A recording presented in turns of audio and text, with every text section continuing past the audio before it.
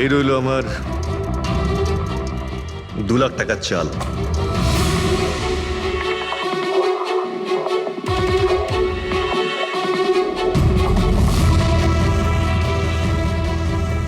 আমার 3 লাখ টাকার চাল।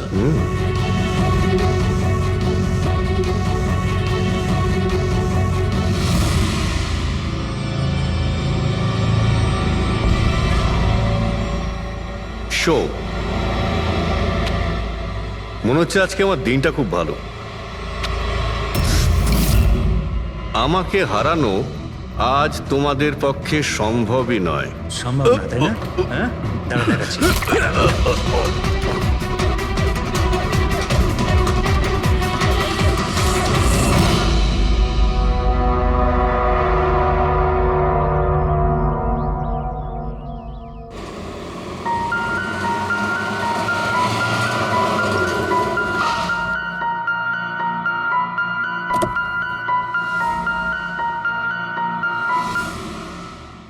চলো বাচ্চারা,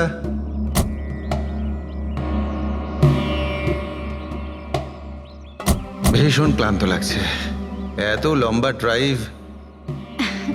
হেমন্ত, তুমি তো জানো আমরা ভ্যাকেশনে এসেছি, তাহলে কিছুদিন তুমি বিশ্রাম করে নিও। ওকে ওকে বাবা, ঠিক আছে, দরজা তো খোলো, আমি লাগেজগুলো নিয়ে আসছি। হ্যাঁ। এসো।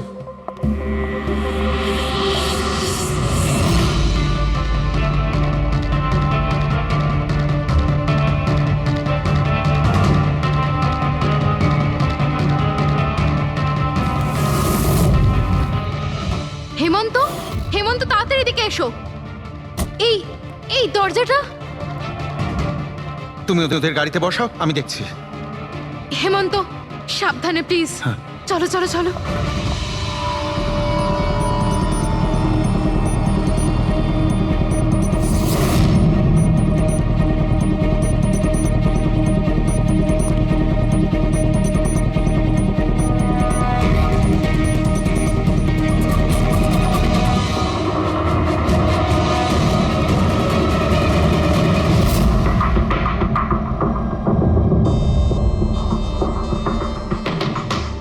তিন চারবার আঘাত করেছে ছুরি দিয়ে। লাশ খুব একটা পুরনো নয়, মনে হচ্ছে কাল রাতে খুন হয়েছে এর। জুয়া খেলার সময় মারা গিয়েছে। এই 5টা গ্লাস পড়ে আছে এখানে, আর এই 5টা ভাগে তাস বাটা আছে। মনে হচ্ছে এছাড়া আরো 4 জন ছিল, ওদের মধ্যে কেউ একজন মেরেছে একে। বাইরে থেকেও কেউ আসতে পারে। পুরবী পঙ্কজ, একটু দেখো তো এই জালনা কিংবা দরজা ভাঙা নেই তো? মিস্টার হেমন্ত, এই লোকটা কে?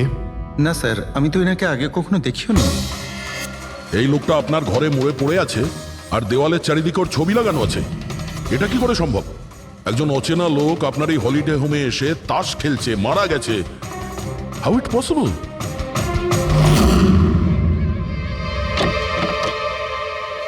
আচ্ছা, এখানে কোনো গার্ড নেই?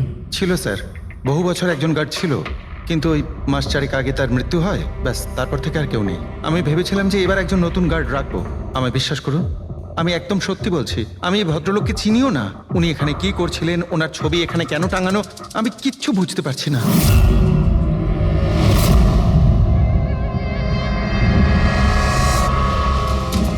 পঙ্কজ,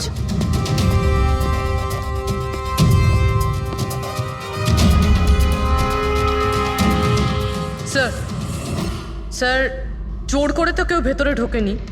হ্যাঁ, পিছনের দরজায় তালা নেই কোনো, আর তার ছিটকানিটা বাইরে থেকে খোলা যায়। ওখান থেকে এসছে ওরা। আর স্যার, এই লিভিং রুমের যে জানলাটা আছে, এর বাইরে একটা কাটার ঝোপ আছে। ঝোপের মধ্যে এইটা পেলাম স্যার, কাপড়ের টুকরো। মনে হচ্ছে কেউ এর উপরে নজর রাখছিল ওখান থেকে, আর তাড়াহুড়ো করে দৌড়তে গিয়ে তখন এই কাপড়ের টুকরোটা ওইখানে আটকে যায়।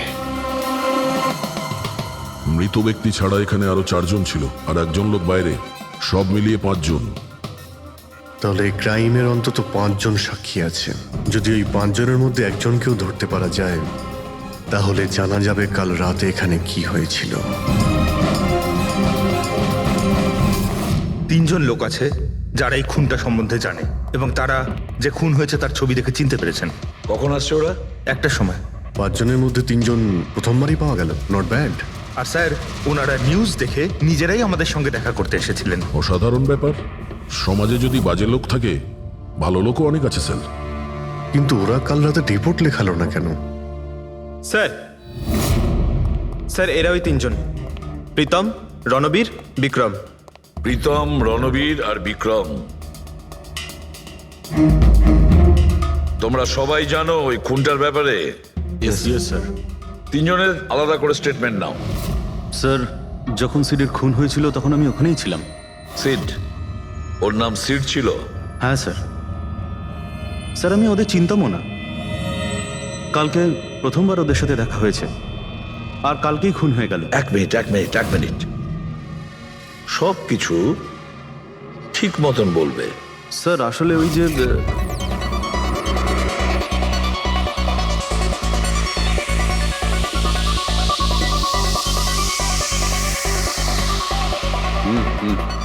Sure sir. কি হয়েছে স্যার? আপনি বোর হচ্ছেন?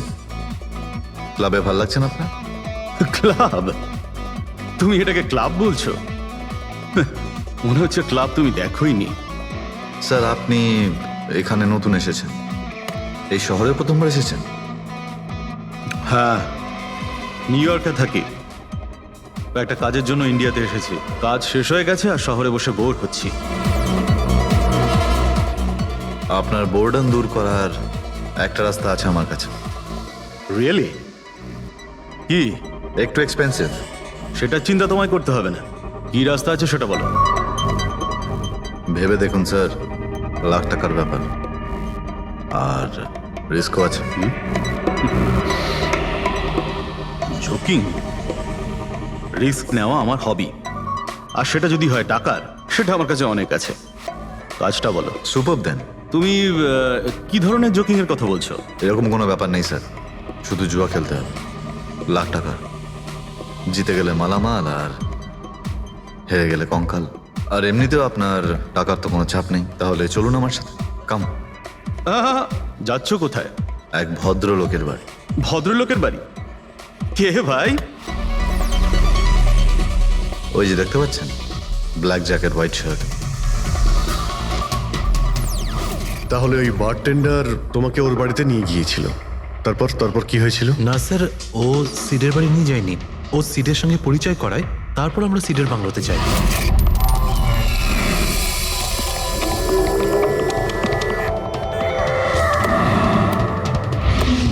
আর যখন আমরা ওখানে পৌঁছলাম তখন আগে থেকেই দুজন ওখানে ছিল।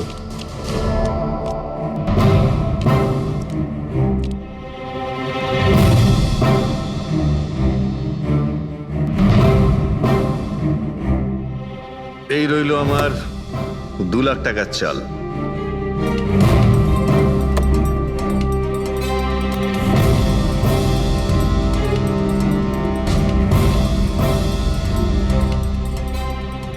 শো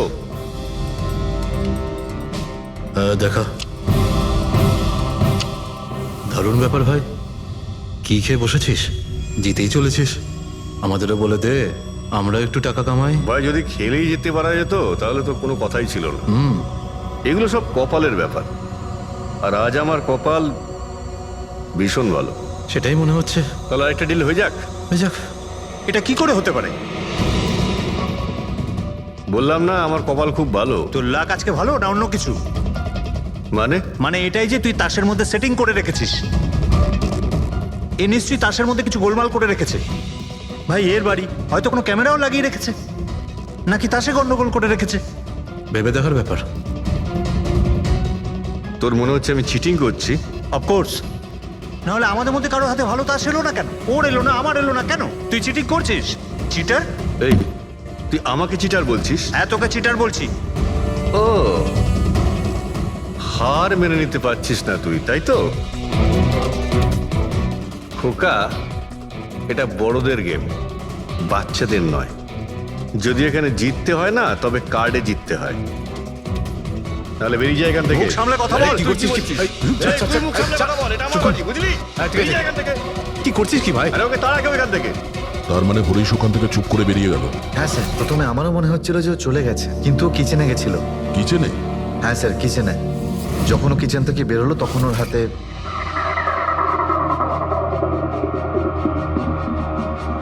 তুই আবার এসিস এখানে? তোকে বলেছি না এখানে আসবি না? দেখেছিস আবার কি হলো কি? এই তুই আবার হাত দিচ্ছিস গায়ে? আরে ভাই, আরে কি করলি কি তুই? আরে মেরে দিল ওকে। এটা এটা কি করলে? মেরে দিলে? আমি অ্যাম্বুলেন্সকে কল করছি, তোরা এখানে থাক। আরে মরে গেছো। পুলিশকে ফোন কর, না হলে আমরা সবাই ফেসে যাবো। পুলিশকে ফোন করলে আমরা বেঁচে যাব? জুয়া খেলছিলাম আমরা, বেআইনি এই জুয়া খেলা। হ্যাঁ জুয়া খেলেছি, কাউকে মারিনি তো দেখ, আমরা। বেশি চালাকি করিস না। পুলিশ যদি আসে না, আমি একা ফাঁসবো না, সবাই মিলে ফাঁসবো। সেভ একটা কাজ করতে পারি, তোরা এখান থেকে যা, আমি কাজটা খতম করে আসছি। তোমরা কত টাকা হেরেছিলে? স্যার 30 লাখ। আমার প্রায় 50 লাখ মতন। স্যার 35 লাখ। এক মিনিট রণবীর, তুমি বলেছিলে যে সিড ওই সময় সাদা শার্ট পরেছিল, ইয়ে স্যার, উনি সাদা শার্টই পরেছিল। আর বিক্রম, তুমি বলেছিলে যে ও হলুদ শার্ট পরেছিল। হ্যাঁ স্যার, ও হলুদ শার্টই পরেছিল। ও সাদা বা হলুদ রঙের শার্ট পরেছিল না, একটু ব্লুইশ কালার ছিল শার্টটার, আমার ভালো মনে আছে।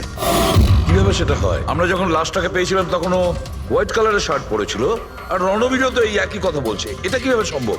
একই সময়ে আলাদা আলাদা ড্রেসে কিভাবে খুন হয়? স্যার, যখন মার্ডার হলো তখন এটা কেউ ছিলই না ওখানে। ছিল না মানে? মানে এটাই যে আমার ভালো মতো মনে আছে, এটা 6 মাস আগের ঘটনা। এরা ছিল না ওখানে। না স্যার, এটা পুরো 1 বছর আগের কথা। কি সব বলছে স্যার এরা? খুন তো কাল রাতে হয়েছে, তাই না? এক্স্যাক্টলি, খুনটা গতকাল রাতেই হয়েছিল। আর সেই সময় উনি সাদা রঙের শার্টই পরেছিলেন। এক মিনিট, এসব তোমরা কি বলছো? কাল রাত, 6 মাস, 1 বছর আগে? হ্যাঁ স্যার। আই হোপ তোমরা একটা লোকের মার্ডারের কথা বলছো যা কাল রাতে হয়েছিল, তাই তো? আর তোমরা বলছো এই দুজন ছিল না মার্ডারের সময়? স্যার, এরা দুজন ওখানে ছিল না। আমি যে মার্ডারের কথা বলছি সেটা 6 মাস আগে হয়েছে। স্যার, খুনটা কাল রাতেই হয়েছিল। আর সেই সময় যারা ছিল সেই দুজন অন্য কেউ ছিল, ওরা তখন ওখানে ছিল না। হ্যাঁ স্যার, ওরা ঠিক বলছে, আমিও চিনি না এদেরকে। তোমরা তিনজনের সিডের কথাই বলছো তো? আর মার্ডার হওয়ার আগে ও তোমাদের সঙ্গে চেরিস ক্লাবে দেখা করেছিল তো? আর তারপরে ও তোমাকে হেমন্ত বিলায় নিয়ে গেছে। না স্যার, ও আমাকে সংকল্প ম্যানশনে নিয়ে গেছিল। আর সেটা ওই কীর্তি হিলসে, হ্যাঁ কীর্তি হিলসে ছিল। না স্যার, ও আমাকে ইয়াশ হাউসে নিয়ে গেছিল, যেটা কার্টিস রোডে রয়েছে। একটাই লোক তিনবার 3 জায়গায় 3 রকম আলাদা আলাদা জামা কাপড় পরে কি করে মরতে পারে? হ্যাঁ, সালুকে বলো। আচ্ছা ঠিক আছে, ওকে। অজিত, সালুকে কোনো সূত্র খুঁজে পেয়েছে। তোমরা যাও, সালুকের সঙ্গে দেখা করো, আর ততক্ষণে আমি এদেরকে একটু জিজ্ঞাসাবাদ করি।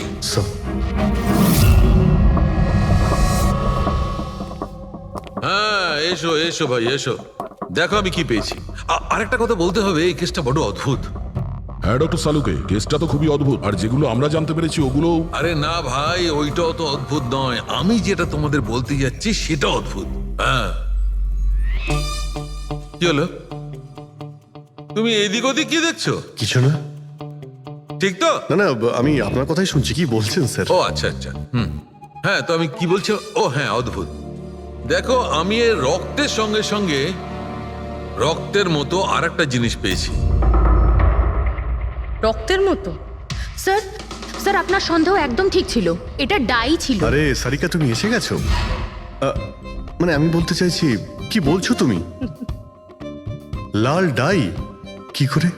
আরে বাহ, কনসেন্ট্রেশন ফিরে পেয়েছো তুমি? আরে আমার কনসেন্ট্রেশন কোথায় গিয়েছিল? তোমরা সব সময় না আমার পিছনেই পড়ে থাকো। ও আচ্ছা। আমি সিডের বডি থেকে এই প্লাস্টিক ব্যাগটা পেয়েছি। এই ব্যাগ ওর শার্টের ঠিক নিচে ওর বডির সাথে টেপ দিয়ে আটকানো ছিল। আর এই ব্যাগটাতেই একদম রক্তের মতো ডাই রাখা হয়েছিল। এটা তো ঠিক ওই রকমই যেটা ফিল্মের শুটিং এ ইউজ করা হয়। বা হয়তো নাটকে। নাটক? হ্যাঁ, নাটকে। যতদূর আমরা জানতে পেরেছি তাতে এটা পরিষ্কার যে সিড একজন ঠক ছিল। সিডা তার সঙ্গীরা মিলে জুয়া আর মার্ডারের নাটক করে লোকেদের ঠকাতো। তার মানে এসবের মধ্যে ওই বারটেন্ডারও যুক্ত ছিল। ও জেনে বুঝে বড় লোকদের ফাঁসিয়ে এখানে এই কার্ড পাঠিতে পাঠাতো, আর তারপরে এই মার্ডারের নাটক। তো এই জন্য রণবীর, বিক্রম আর প্রীতম আলাদা আলাদা জায়গায় আলাদা আলাদা সময় এর মার্ডার দেখেছে। আর ওরা এসব অনেক আগে থেকেই করছে, কিন্তু কাল রাত ওদের নাটক বাস্তবে পরিণত হয়। প্রতিবারই একটা নতুন বাংলো, নতুন লোক ঠকানোর জন্য। আর বাকি সব সেম, একই খেলা, একই ঝগড়া, আর সেই একই সিটের মার্ডারের নাটক। লোকেদের কাছ থেকে টাকা নিয়ে পুলিশ কেসের নামে লোকেদের ভয় দেখিয়ে বের করে দেওয়া, সব কিছু সেম টু সেম। প্ল্যান তো খুব ভালো ছিল, কিন্তু কালকে হঠাৎ মার্ডার কি করে হয়ে গেল? কারণ কালকে রাতে একটা গন্ডগোল হয়েছে। মানে 1 মিনিট।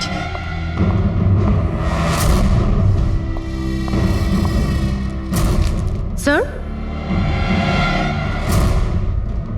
আর এই হচ্ছে ছুরি।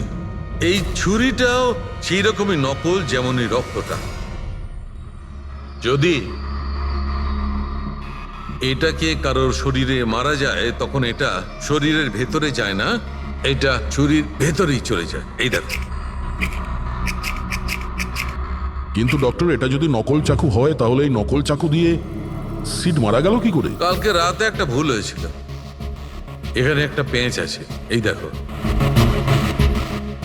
যদি এই পেঁচটাকে ঘুরিয়ে দেওয়া যায় তখন এই ফলাটা আটকে যায়, ভেতরে ঢুকতে পারে না। তারপর এই ছুরিটা দিয়ে কেউ যদি আঘাত করে শরীরের ভেতরে ঢুকে যায়।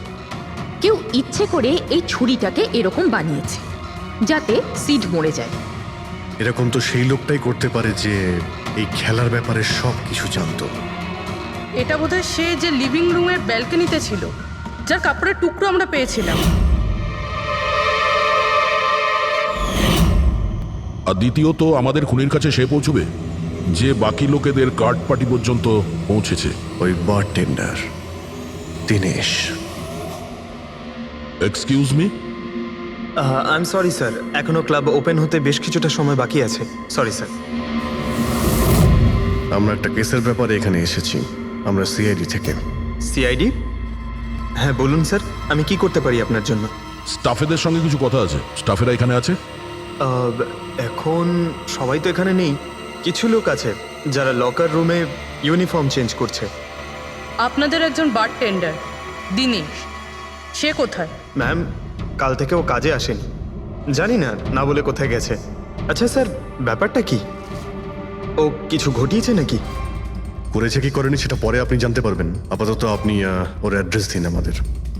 স্যার, ও এখানে যে অ্যাড্রেস দিয়েছিল সেটা ভুল অ্যাড্রেস। অ্যাকচুয়ালি ও যখন উধাও হয়ে গিয়েছিল এখানে অ্যাড্রেস বুক থেকে ওর সব ডিটেলস বার করেছিলাম আমি, কিন্তু তারপর দেখলাম যে অ্যাড্রেসটা ভুল। আপনি চাইলে আমি আপনাকে অ্যাড্রেসটা দিতে পারি, কিন্তু আমার মনে হয় না আপনি ওকে ওখানে খুঁজে পাবেন। আপনি যখন কাউকে কাজে রাখেন তখন তাদের ডিটেলস নিয়ে রাখেন না? আপনি কি জানেন আপনার এই বারকে সামনে রেখে ও লোককে ঠকাতো? হোয়াট? আর আমরা এখন ওকে একটা খুনের ব্যাপারে খুঁজছি। Murder? I am sorry ma'am, আমি সত্যি জানতাম না। সেই জন্যই আগে থেকে ভালো করে খোঁজ নিতে হয়। রুলসগুলো আপনার ভালো করে ফলো করা উচিত ছিল। আগে থেকে এগুলো করলে আজকে এরকম প্রবলেম হতো না। I am sorry sir. আচ্ছা, এই দিনের সম্পর্কে আর কি বলতে পারো? কিছু জানো ওর সম্পর্কে? না স্যার, তেমন বিশেষ কিছু নয়, কারণ ও খুব কম কথা বলতো, বেশিরভাগ চুপ করেই থাকতো। সেই জন্য ওর বন্ধু কম ছিল, শুধু এক মেয়ে ছাড়া, মানসী। ও এখানে ওয়েট্রেসের কাজ করে। ওদের মধ্যে ভালো ভাব ছিল, যদিও ওরা দুজনে কোনোদিন এটা প্রকাশ করেনি, কিন্তু আমার মনে হয় যে ওদের মধ্যে প্রেমের সম্পর্ক ছিল। তো আপনি মানসীকে জিজ্ঞেস করেননি কি ছিল ওদের মধ্যে? জিজ্ঞেস করেছিলাম ওকে, কিন্তু ও নিজেও জানে না। কোনো ব্যাপার না, মানুষকে একবার ডাকুন তো। ঠিক আছে স্যার। স্যার, মানসী।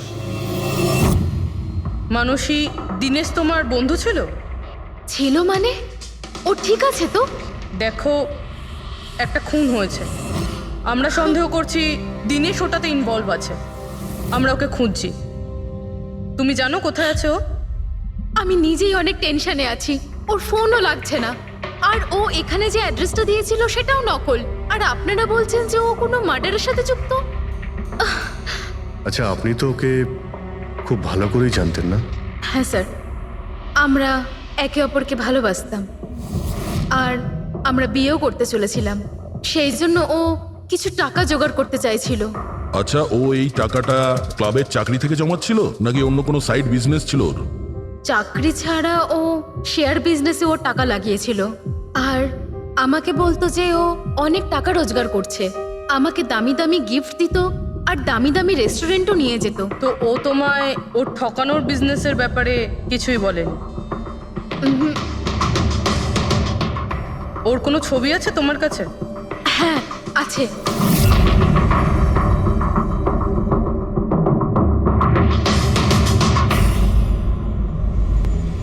স্যার এই দিনেশ তো নিরুদ্দেশ, কিন্তু ওর ছবি আমরা পেয়েছি। এটাকে আমরা সার্কুলেট করে দিচ্ছি। হ্যাঁ করাও অভিজিৎ, করাও।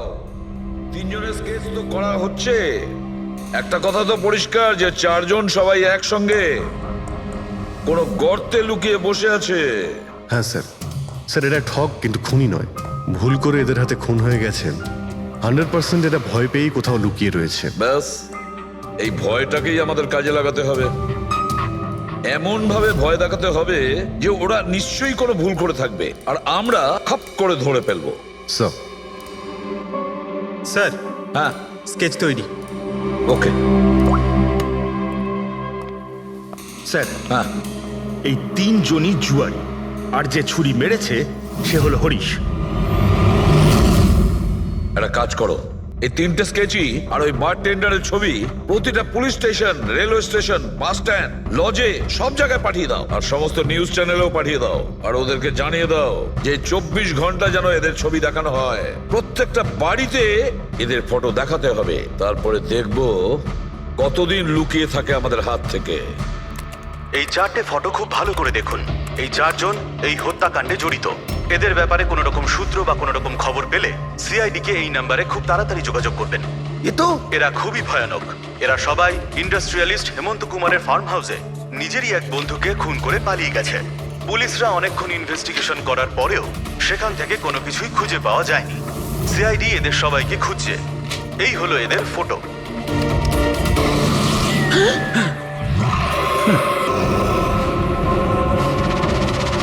ভাই শোন না, ম্যাচটা চালু কর না, ম্যাচ হচ্ছে। এরা সবাই ইন্ডাস্ট্রিয়ালিস্ট হেমন্ত কুমারের ফার্ম হাউসে নিজেরই এক বন্ধুকে খুন করে পালিয়ে গেছে। সিআইডি এদের সবাইকে খুঁজছে। এই হলো এদের ফটো। দেখলি তুই, এরা তো সবকিছু জেনে ফেলেছে। ভাই ছবি টবি সব দেখাচ্ছে, সমস্ত ডিটেলস দেখাচ্ছে। বাজেভাবে ফেসে যাবো ভাই এসবে। হাসবো তো বটেই। আমি তোদের আগেই বলেছিলাম যে চল পালিয়ে যাই, কিন্তু তোরা তো শুনলেই না।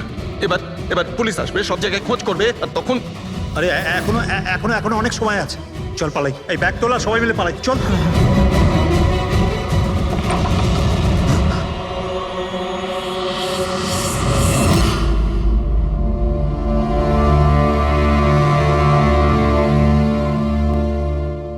স্যার, সিট তো আমার খুব ভালো বন্ধু ছিল, আমার পার্টনার ছিল, সব কিছু ঠিকঠাক চলছিল। এতদিন ধরে কোনো গোলমাল হয়নি। ওই রাতে কি যে হলো, আমি তো অন্যান্য বারের মতোই নকল ছুরিই মেরেছিলাম, কিন্তু মানে জানি না কিভাবে মরলো, আমি জানি না। এও জানে না। ওসব নাটক বন্ধ করো আর সত্যি করে বলো। বলো স্যার, আমরা ধনী আর এনআরআই লোকদের বোকা বানিয়ে ঠকাতাম, আর দিনেশ ওই জেরিস ক্লাব থেকে এই ধরনের বোকাদের সিডের কাছে আনতো। তারপর আমরা সেই বড় লোক এনআরআই লোকগুলোকে কোনো খালি নির্জন বাংলোয় নিয়ে যেতাম, যেটা আমরা প্রথম থেকেই সিডের বাংলোর মতো সাজিয়ে রাখতাম।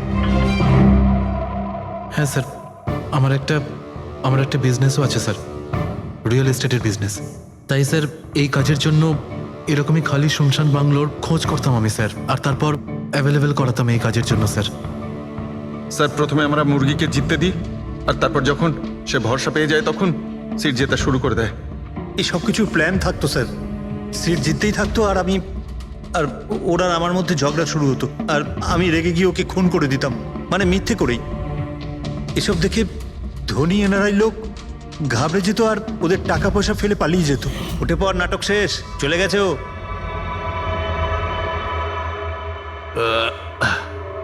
ঠিক গেছে তো রে? হ্যাঁ গেছে। উফ, আরে লেগে যাবে পাগল।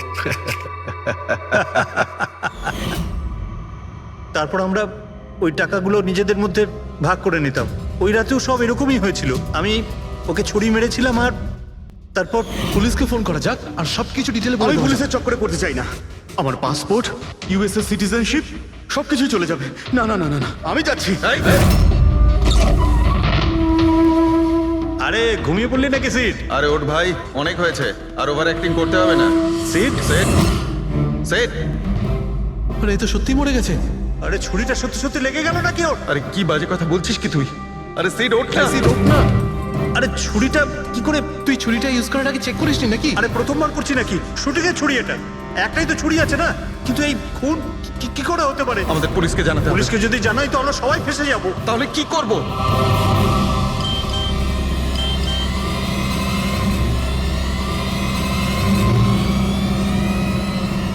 তোর খেলাটা ভেস্তে গেছে ভাই। কি? এই এই এটা দেখ, এই দেখ ফটো আছে। আরে আমি এই ফটোগুলো এখনই পাঠাচ্ছি পুলিশের কাছে অ্যাড্রেস সহ, ওরা এক্ষুনি ওখানে এসে পড়বে। তোর খুব শখ হয়েছিল না খেলার, এবার দেখি পুলিশের সাথে কেমন লুকোচুরি খেলিস। তুমি বলছো যে তোমরা ওখানে টাকা ফেলে পালিয়ে গিয়েছিলে? হ্যাঁ স্যার, পুরো 90 লাখ টাকা ছিল স্যার। আমরা সব ফেলে পালিয়েছিলাম। কিন্তু আমরা তো ওখানে কোনো টাকা পাইনি। আমি কিছু জানি না ম্যাম, ওই টাকাটা কোথায় গেছে, ওই নকল ছুরিটাই বা আসল কি করে হয়ে গেল, সিডের খুন কি করে হয়ে গেল, আমি কিচ্ছু জানি না ম্যাম। কেউ তোমাদের জালে তোমাদেরই ফাঁসিয়ে দিয়েছে, বুঝেছ? দেখো, এমন কেউ আছে যে তোমাদের এই খেলার ব্যাপারে সব কিছুই জানতো, ওই ছুরিটা নিয়ে কোনো গন্ডগোল করেছিল আর তাতেই সিট মারা যায়। আর ওই দিনেশ, ও কোথায়? সিড মারা যাওয়ার পর আমি দিনেশকে ফোন করেছিলাম, আমার কথা শুনে ও খুব ঘাবড়ে গেছিল, বললো কি যে ওই শহর ছেড়ে চলে যাবে।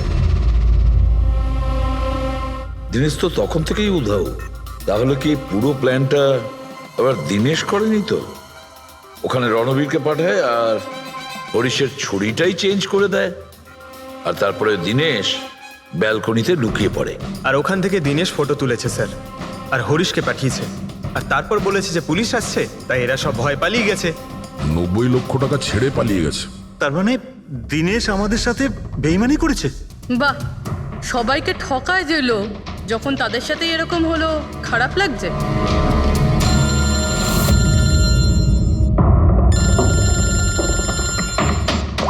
হ্যাঁ বলো সালুকে। ফ্যান্টাস্টিক, ঠিক আছে।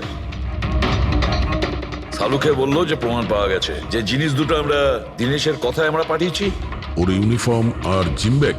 হ্যাঁ দা, যে কাপড়ের টুকরো আমরা ব্যালকনি থেকে পাই, ওই টুকরোর সঙ্গে এই দিনেশের ইউনিফর্মের কাপড় ম্যাচ করছে। স্যার, তার মানে খুনি দিনেশ?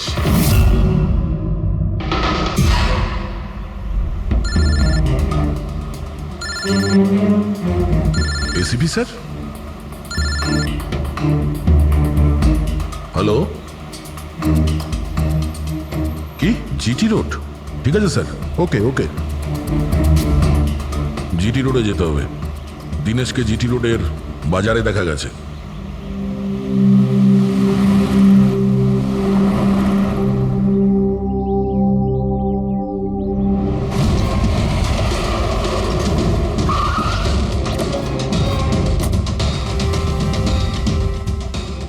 ভাই, এই লোকটাকে দেখেছো এখানে?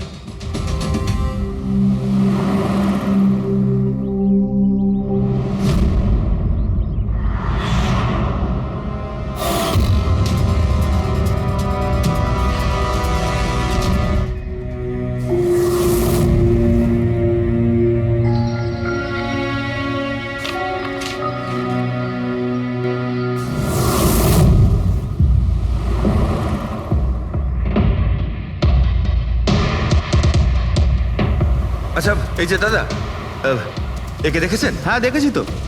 কোথায়? ওই তো ওখানে দাঁড়িয়ে রয়েছে। আগে? হ্যাঁ আগে। থ্যাঙ্কস থ্যাঙ্কস, চলো। মা, বাবা, আমায় ক্ষমা করে দিও। আমি তোমাকে অনেক কষ্ট দিয়েছি, তোমাদের মান সম্মান ডুবিয়ে দিয়েছি, কিন্তু একটা সত্যি কথা, আমি খুনি নই, আমি কাউকে খুন করিনি। আমি শুধু একটু টাকা ইনকাম করতে চেয়েছিলাম, কিন্তু আমি জানতাম আজ নয়তো কাল পুলিশ আমাকে ধরেই নেবে, এটা হওয়ারই ছিল।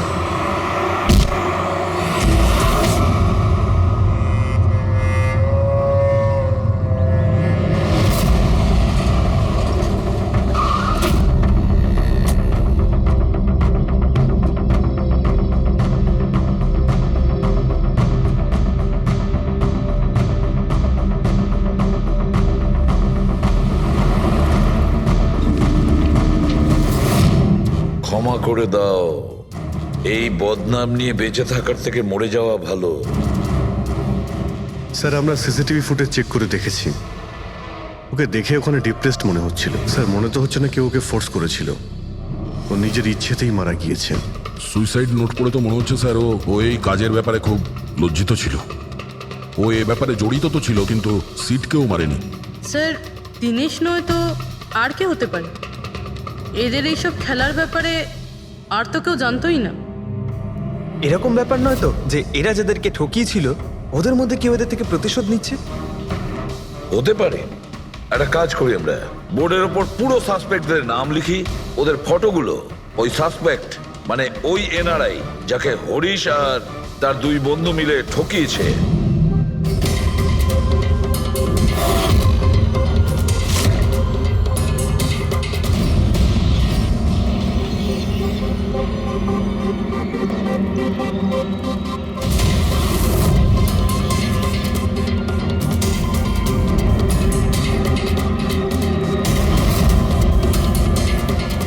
স্যার এই হলো সেই সমস্ত লোকগুলো যারা এই কেসের সঙ্গে জড়িত। অভিজিৎ, খোঁজ নিতে হবে খুনের সময় এরা কোথায় ছিল। পুরো ইনফরমেশনটা আমরা এয়ারপোর্ট ইমিগ্রেশন থেকে পেয়ে যাব। স্যার এই ফটোগ্রাফে যে 8 জন লোক আছে সেই সময় তারা ইন্ডিয়াতে ছিলই না। ইনফ্যাক্ট বেশিরভাগ লোকই এই ঘটনার পরে ইন্ডিয়াতে ফেরেইনি। শুধু এই 4 জন ছাড়া এই 3 জন সাক্ষী, বিক্রম, রণবীর, প্রীতম আর মিস্টার রানা। স্যার এক্ষুনি আমি মিস্টার রানার বাড়িতে ফোন করেছিলাম, ওনার ওয়াইফ ধরেছিলেন। বললেন যে 3 বছর আগে উনি মারা গেছেন, আর 3 বছর আগে এরা ওনাকে ঠকিয়েছিল। উনি এই গিল্ট ফিলেই ভুগতেন যে ওনার সামনে কেউ খুন হয়ে গেছিল আর উনি কিচ্ছু করতে পারেননি, যার জন্য উনি নেশার কবলে পড়েন। আর তাহলে বাকি থাকলো 3 জন সাসপেক্ট, প্রীতম, রণবীর আর বিক্রম। প্রীতম আর বিক্রম এরা তো দেশের মধ্যেই ছিল, কিন্তু এই শহরে ছিল না। এবার এই রণবীরই শুধু বাকি থাকলো। রণবীর তো নিজেই ওখানে ছিল, ওই ফটোতেও ছবি আছে। হ্যাঁ স্যার, ও একই সাথে ব্যালকনি আর হল তাতে থাকতে পারে না, এটা অন্য কেউই হবে। তাহলে কে হতে পারে এই খুনি? পঙ্কজ, মিস্টার রানা 3 বছর আগে মারা গেছেন, ওনার পুরো ডিটেলসটা আমার চাই। Sir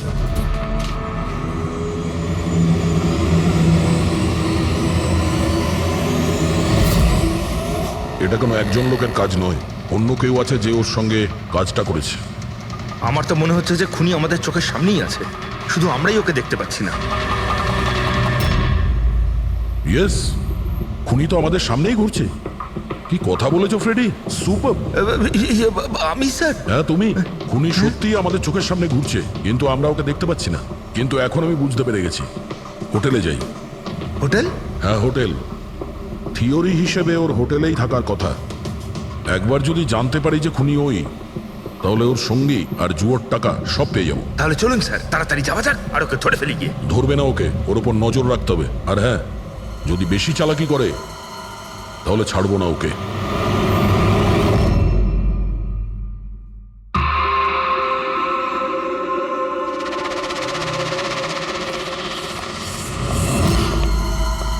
excuse me. হ্যাঁ স্যার। আমি আপনার ফোন থেকে একটা ফোন করতে চাই। করুন স্যার।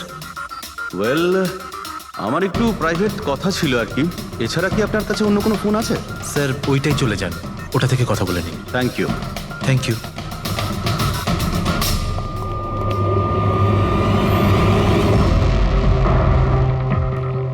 শোনো ভাই। হ্যাঁ স্যার। আমরা সিআইডি থেকে আসছি, আমরা এই লোকটাকে ফলো করছি। এই লোকটা যে কথা বলছে ওটা আমাদের শুনতে হবে যে কি কথা বলছে। স্যার ওই ফোনটা এই ফোনটার সাথে কানেক্টেড। আমার মনে হচ্ছে সিআইডি কিছুই জানতে পারেনি। প্ল্যানটা সাকসেসফুল। আমাদের প্ল্যানটা খারাপ করার শুধু একটাই লোক ছিল, আর সে ছিল দিনেশ। আরও সেটার উপযুক্ত শাস্তি পেয়ে গেছে। So there is nothing to worry about. You don't worry. আমি যদি কিছু জানতে পারি তোমাকে জানাবো। I love you two.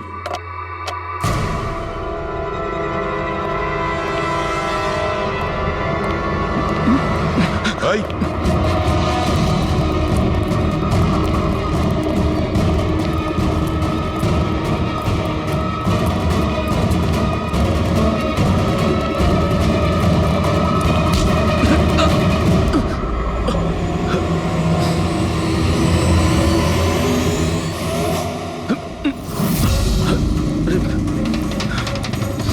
আমি আপনাদেরকে কিচ্ছু বলতে পারবো না, আমি এই ব্যাপারে কিচ্ছু জানি না। তুই কিছু বলিস আর না বলিস, তুই ফোনে যা কথা বলছিলি না ওটা আমরা সবাই শুনে নিয়েছি, বুঝলি?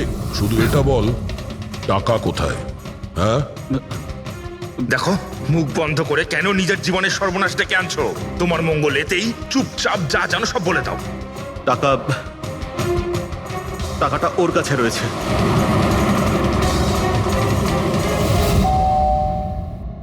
একটু দেখ তো মা, কে বেল বাজাচ্ছে? হ্যাঁ মা।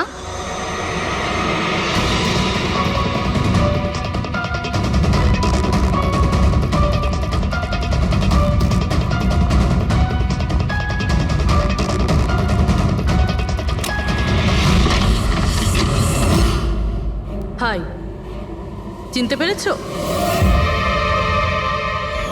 স্যার, মানসী। অ্যাকচুয়ালি আমরা আপনার বাড়ির তল্লাশি নিতে চাই। Search warrant. কি ব্যাপার, আপনারা কারা? সিআইডি, আমাদের কাছে আপনার বাড়ির তল্লাশির অর্ডার আছে। কিন্তু আমরা কি করেছি? আপনারা এখানে কেন এসেছেন? খুব তাড়াতাড়ি জানতে পারবে। চেক করো।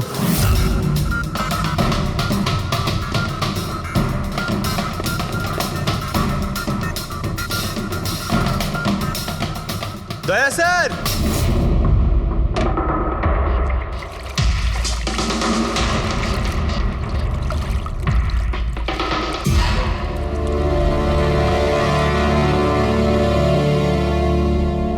চলো। এই নোটগুলোতে রক্ত লেগে রয়েছে। ডিএনএ টেস্ট করলেই জানতে পেরে যাব যে এই রক্তটা সিডের, তাই না? এবার বলো, কিছু জিজ্ঞেস করবে? এখন এ জিজ্ঞাসা করবে না, আমরা জিজ্ঞাসা করব বিউরোতে। কিন্তু আপনারা আমাকে কেন সন্দেহ করলেন? শেষবার আমাদের মনে হয়েছিল যে দিনেশ খুনি, কিন্তু ও সুইসাইড করে প্রমাণ করে দিয়েছে যে ও খুনি নয়।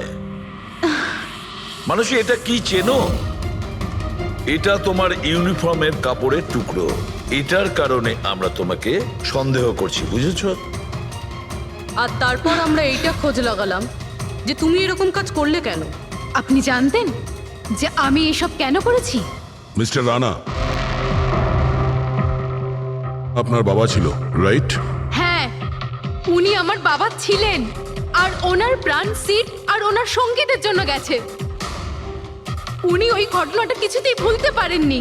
আর উনি একজন ডায়াবেটিসের রোগী ছিলেন। তারপরে উনি প্রচুর ড্রিঙ্ক করতে শুরু করে দিয়েছিলেন। উনি কি জানতেন এগুলো যা হচ্ছে সেগুলো সবই নাটক? না, উনি কিছুই জানতেন না। যদি এটা জানতেন তাহলে নিজের প্রাণ নিতেন না। উনি তো এই সব কিছুকে সত্যি মনে করতেন। ইউএসএ তে ছিলাম আমি, যখন মা আমাকে কল করলো। বাবার অবস্থা খুব খারাপ ছিল। যখন আমি ইন্ডিয়া আসলাম তখন উনি আমাকে বললেন যে আমাকে ওনার কোনো অসম্পূর্ণ কাজ পূর্ণ করতে হবে আর ওনার অপরাধীদের শাস্তি দিতে হবে। তারপরে আমিও বাবাকে প্রমিস করেছিলাম যে আমি ওনার অসম্পূর্ণ কাজ শেষ করব। তারপরে উনি আমাদের সবাইকে ছেড়ে চলে গেলেন। তারপরে তুমি কি করলে? তারপরে আমি খোঁজ করা শুরু করি, কিন্তু ওই সময় এরকম কোনো কেস রেজিস্টারই হয়নি। কিন্তু পরে আমার মনে পড়েছিল, বাবা বলেছিল যে এই জেডিস ক্লাবে দিনেশ ওনাকে সিডের সাথে দেখা করিয়েছিল। তো এইভাবে তোমার সঙ্গে দিনেশের দেখা হয়? হ্যাঁ, তারপরে আমি ওখানে ওয়েটারে চাকরি করা শুরু করি। দিনেশকে নিজের বন্ধু বানাই আর ধীরে ধীরে ওর কাছে আসতে থাকি।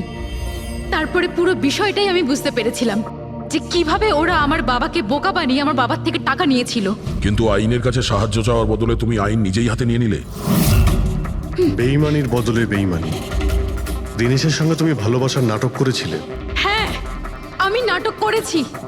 ওদেরকে উপযুক্ত শাস্তি দেওয়ার জন্য আমি এটা করেছিলাম। আর এতে তোমার সাহায্য করেছে তোমার প্রেমিক, তোমার আসল বয়ফ্রেন্ড।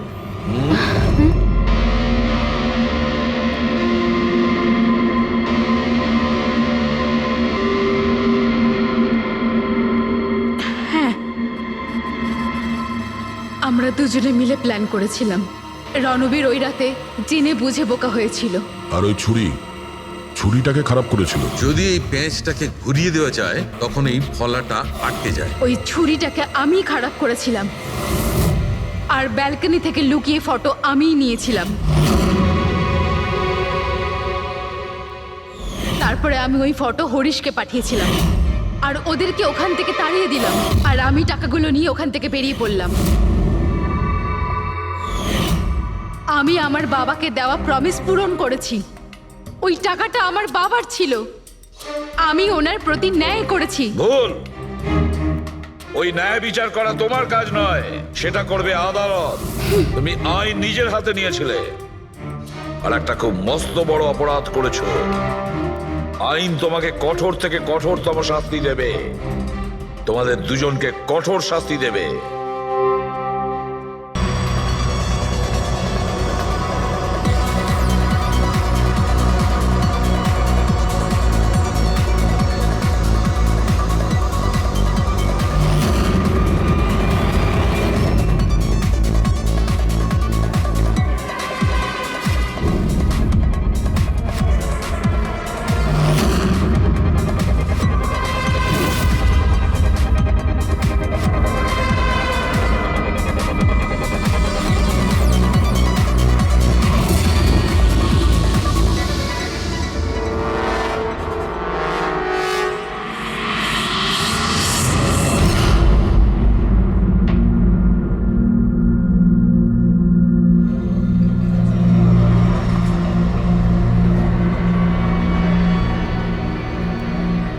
Hello, high.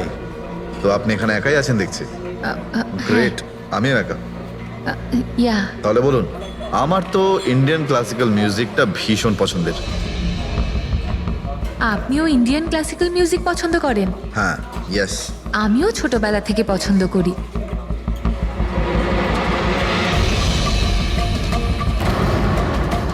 কি হলো, আপনি বারবার ওদিকে তাকিয়ে আছেন কেন? আপনার মতো সুন্দরী আরো কেউ আসতে চলেছে নাকি এখানে? হ্যাঁ, না না না, এমনি। Excuse me. Yeah, sure.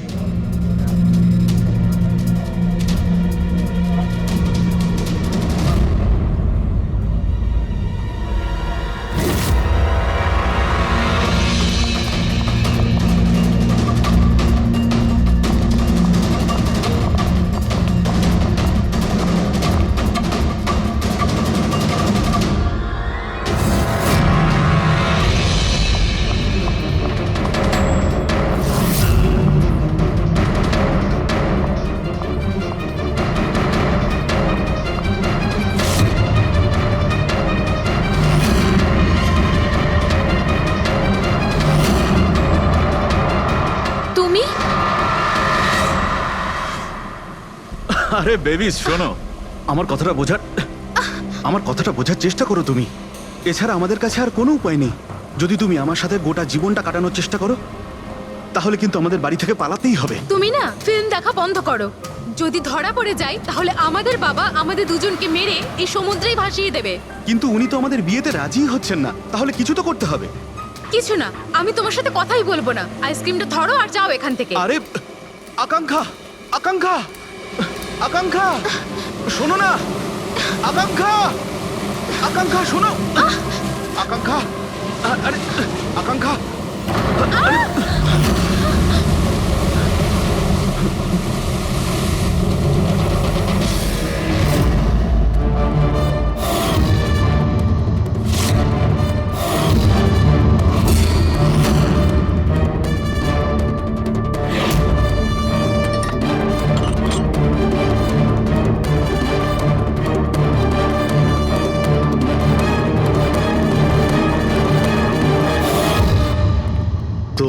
Sarika দেবী, জানতে পারলে কিছু?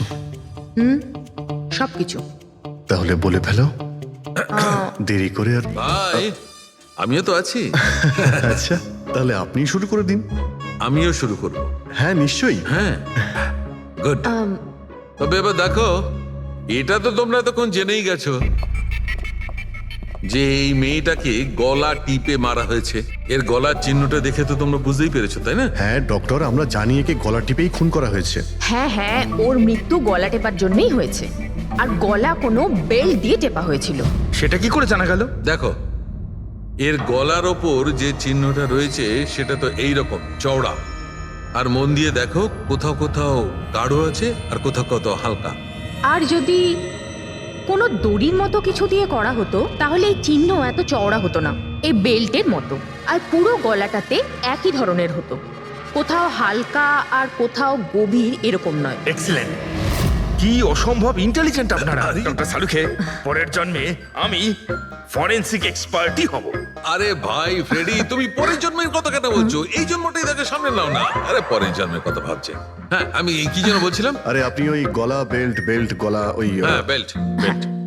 দেখো, বেল্ট দিয়ে এইভাবে গলাটা চেপে ধরেছে, আর পরে একে পেছন থেকে মাথার পেছন দিকে কোনো ভারী জিনিস দিয়ে আঘাত করা হয়েছে। ডক্টর সালুখে, খুনি যদি একে গলা টিপেই মেরে থাকবে তাহলে পেছন থেকে মাথায় বাড়ি মারলো কেন? আরে ভাই, খুনি চাইনি যে কোনো ভাবেই হোক মেয়েটা যেন বেঁচে না যায়। কখন মারা গিয়েছিল? রাতে 12টা থেকে 2টোর মধ্যে। রাত 12টা থেকে 2টো? এত রাতে এই মেয়েটা কি করছিল? স্যার, হতে পারে যে এ কোনো কল সেন্টারে কাজ করে, নাইট শিফটে। তাছাড়াও এর আইডেন্টিটি তো আমরা জানতে পারিনি। না না, এরকম মনে হচ্ছে না যে ও কল সেন্টার থেকে আসছিল। মেয়েটার জামা কাপড় দেখে মনে হচ্ছে হয়তো কোনো পার্টির থেকে আসছিল, আর বাড়ি ফেরার সময়। ঠিক ঠিক, সারিক একদম ঠিক কথা বলছে। এ কোনো পার্টিতেই গেছিল, কারণ এর পেট থেকে আমরা মেক্সিকান ফুডের পার্টিকেলস পেয়েছি আর কফি। মেক্সিকান খাবার? হ্যাঁ, এসবই দেখাচ্ছি, এসব। এই দেখো, এইগুলো আমরা টেস্ট করেছি, আর এর দ্বারাই জানতে পেরেছি ওই যে ফুড ছিল সেটা মেক্সিকান ফুড ছিল। কি কি খেয়ে থাকতে পারে এই মেয়েটা? অ্যাভোকাডো, টমেটো, পেঁয়াজ, চিপস, আর ও হয়তো কফিও খেয়েছিল, কারণ আমরা ভেজিটেবল অয়েল আর কর্নেরও অংশ পেয়েছি। আর একটা সবচেয়ে বড় কথা, এর খাবারের মধ্যে আমরা নাইট্রোজেনের ট্রেসেসও পেয়েছি। অদ্ভুত ব্যাপার, খাবারে নাইট্রোজেন! হ্যাঁ ফ্রেডি, আজকাল ট্রেনটাই এইরকম পড়েছে। সবাই আজকাল এই ধরনের সায়েন্টিফিক খাবারই খাচ্ছে। হ্যাঁ, তো এই মেয়েটা এমন একটা রেস্টুরেন্টে খাবার খেয়েছিল যেখানে সায়েন্টিফিক ভাবে মেক্সিকান খাবার বানানো হয়, যা শরীরের পক্ষে খুবই ভালো। এমন রেস্টুরেন্ট তো শহরে খুব বেশি থাকার কথা নয়।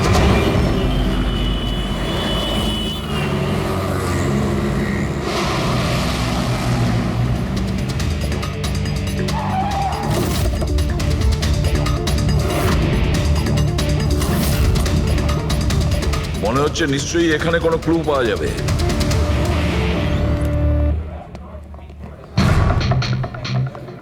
আসুন স্যার, এখানে বসুন।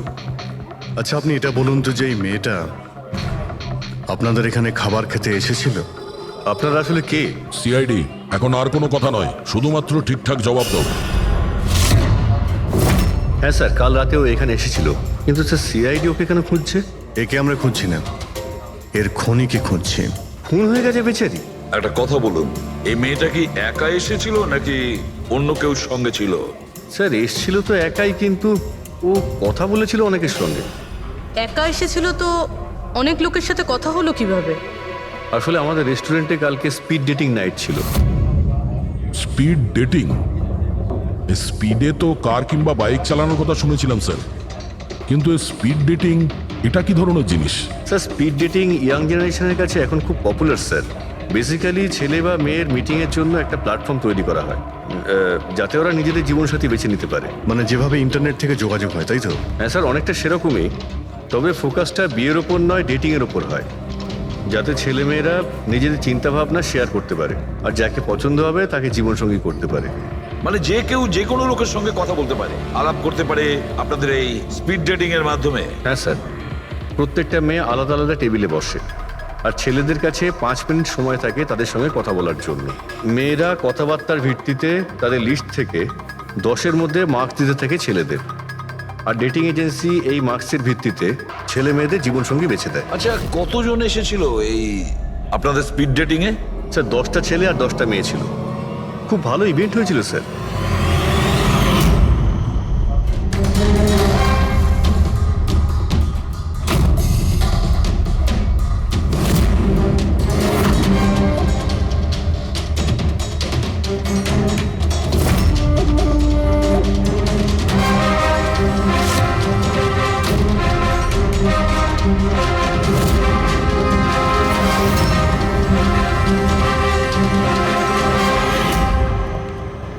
আর শুনুন, এই মেয়েটার সঙ্গে যত লোক এই আপনাদের স্পিড ডেটিং ফেয়ারে এসেছিল সবার ডিটেলস চাই আমাদের।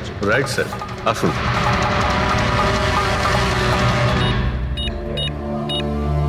স্যার এই হলো এই ম্যাডামের ডিটেলস।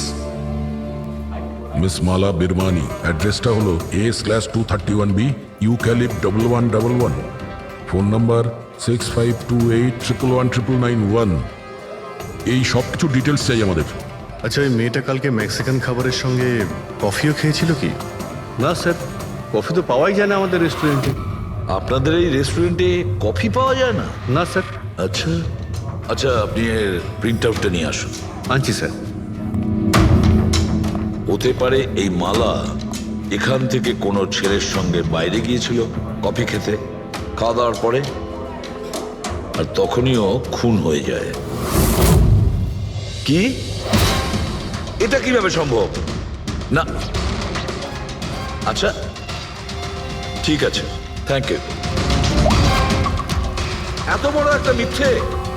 ওই মেয়েটার নাম ভুল আছে, ওই মেয়েটার অ্যাড্রেসটাও ভুল। আমি এটা ভেবে পাচ্ছি না যে কারো লাইফ পার্টনার খুঁজতে গিয়ে সবকিছু এত ভুল কেন। হতে পারে ওই মেয়েটা ফ্রড। যাই হোক না কেন, ওকে তো শনাক্ত করতেই হবে।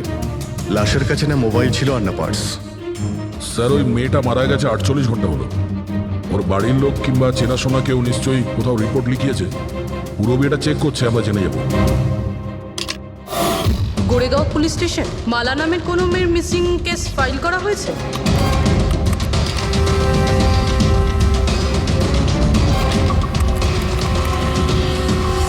আচ্ছা, গ্রেট, থ্যাঙ্কস। আপনি আমাকে কমপ্লেনের ফাইল পাঠাতে পারবেন? আর হ্যাঁ, প্লিজ আপনি ওর পরিবারকে কিছু জানাবেন না। স্যার। হ্যাঁ স্যার, মেয়েটার আসল নাম মালিনী, আর মরুর এলাকাতে ওর মিসিং কমপ্লেন ফাইল হয়েছিল। মিসিং কমপ্লেন ওর স্বামী আর শ্বশুর শাশুড়ি করেছে স্যার। কি? একজন বিবাহিত মহিলা, সে স্পিড ডেটিং এ? সেটাই তো, আর সেটাও আবার কোনো নকল নাম দিয়ে। হ্যাঁ বলুন। সিআইডি।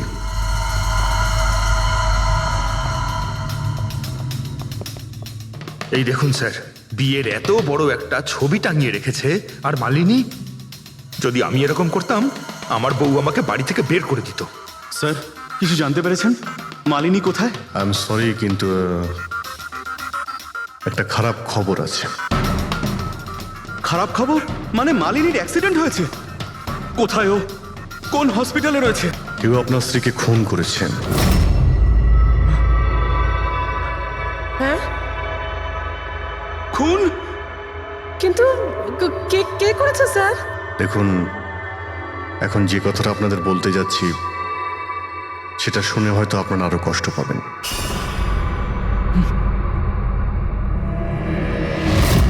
Speed dating? সেটা আবার কি স্যার? এটা এমন একটা প্রোগ্রাম যেখানে ছেলে মেয়েদের দেখা হয় তাদের জীবন সঙ্গী বেছে নেওয়ার জন্য। আর মৃত্যুর রাতে মালিনী এরকমই প্রোগ্রামে গিয়েছিল। আমার পোড়া কপাল, আমার ছেলে ঘরে থাকতে ও আরেক জীবন সঙ্গী খুঁজতে চলে গেল। ব্যাস, এটাই তো বাকি ছিল। বংশের নাকে ঝমা কষা দিয়েছে ও। স্যার, মনে হচ্ছে আপনাদের কিছু একটা ভুল হচ্ছে। আমাদের বিবাহিত লাইফ তো খুব ভালোই চলছিল, তাহলে ওর নতুন পার্টনারের কিসের প্রয়োজন পড়লো? আফসোস এটাই যে এই প্রশ্নের উত্তর দেওয়ার জন্য মালিনী এখন বেঁচে নেই। সেই জন্য এর উত্তর এখন তো আপনাকেই দিতে হবে। বলতে পারেন আমরা খুব সাধারণ একটা পরিবার, ছিলাম অন্য জায়গায়। কিছুদিনই হয়েছে আমরা এখানে এসে থাকছি। আপনার অ্যারেঞ্জ ম্যারেজ ছিল নাকি love marriage? Sir, arrange marriage ছিল। গত বছরই মালিনীর মেডিকেল এক্সাম শেষ হওয়ার পরেই আমরা দুজনে বিয়ে করে নিই। কোনো ঝগড়া বা কিছু? স্যার, না স্যার, তেমন তো আমাদের মধ্যে কোনো ঝগড়া হয়নি। এর জন্য তো আরও চিন্তা হচ্ছে যে ও স্পিড ডেটিংয়ে যেতে গেল কেন।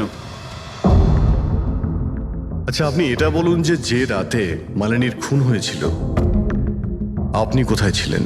স্যার, আমি আমার অফিসে কাজ করছিলাম। সেদিনকে অফিসে আমার অনেক কাজ ছিল, অনেক রাত পর্যন্ত আমি কাজ করেছি। কত রাত পর্যন্ত? এই ধরুন রাত 1:30 পর্যন্ত। আমি তো বাড়িতে ফিরে জানতে পারলাম যে মালিনী বাড়িতে ফেরেইনি। ওর সঙ্গে কারো কোনো শত্রুতা? না স্যার, কোনো শত্রুতা তো ছিল না স্যার। আমার মনে হচ্ছে ওর গয়না লুট করার জন্য কেউ হয়তো এরকম। না, গয়না লুট করার জন্য খুন হয়নি, কারণ ওর ডায়মন্ড রিং আর দামি গাড়ি সবকিছুই ঠিকঠাক ছিল। তাহলে ওকে নিশ্চয়ই ওই স্পিড ডেটিং এর লোকই মেরে থাকবে। আমি তো আগে থেকেই জানতাম যে ওই মেয়েটা মোটেই ঠিক নয়। ঠিক নয় মানে? ও তো বাড়িতে পাই রাখতো না। ওর পায়ে ওই যে কি যেন বলে, হুইল ছিল, হুইল। রাত দিন দেখো বাড়ির বাইরেই টোটো করে বেড়াচ্ছে, আর যে কোনো অচেনা লোকের সঙ্গে বকবক করছে। আমরা যদি কখনো ওকে কিছু বলতেও যাই, তেড়া উত্তর দিত। একটু চুপ করো তো মা। আরে চুপ করবো কি রে, আমাকে বলতে দে তুই। আর ও যতক্ষণ বাড়িতে থাকতো একটা কুটো মেরে দেখতো না। যখনই দেখো তখনই ল্যাপটপ আর ক্যামেরার মধ্যে ডুবে থাকতো। ল্যাপটপ আর ক্যামেরা, ওগুলো আমরা দেখতে পারি?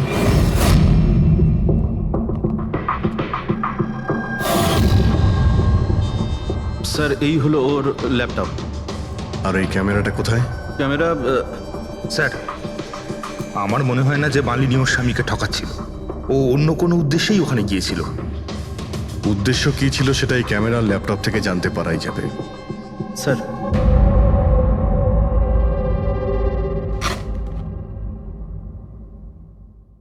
ক্যামেরা কোথায়? ব্যাগ তো খালি। স্যার ও তো ক্যামেরা এর মধ্যেই রাখতো, জানি না কোথায় আছে ওটা। এমনটা নয় তো মালিনীর পার্টস আর মোবাইলের সঙ্গে খুনি ক্যামেরাটাও নিয়ে চলে গেছে?